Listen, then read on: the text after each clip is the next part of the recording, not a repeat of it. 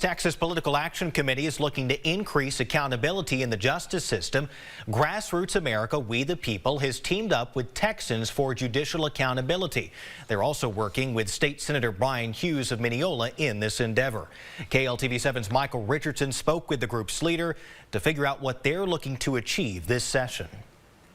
Jennifer Lundy, who works as the executive director of Texans for Judicial Accountability, is speaking out before the legislative session. We're wanting transparency and accountability. Her organization is partnering with Grassroots America to introduce laws aimed at the justice system. The reason why we're kind of focusing on this session more than any other is the State Commission on Judicial Conduct was actually a governor's priority last session that didn't go through. Texans for Judicial Accountability is working on 8 bills they hope reach the floor of the legislature.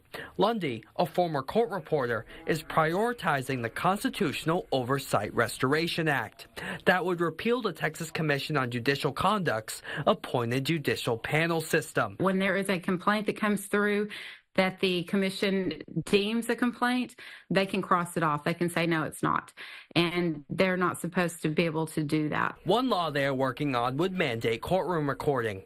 Another concerns finances. The group says they are working with State Senator Brian Hughes to create a law requiring judges to disclose any campaign contributions, no matter the amount they received from parties involved in cases they preside over.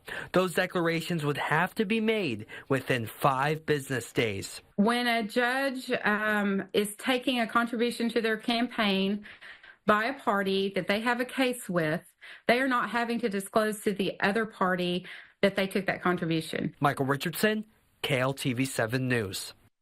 And we're told that group will stay active throughout the legislative session, which again starts tomorrow, and the regular session will end in June.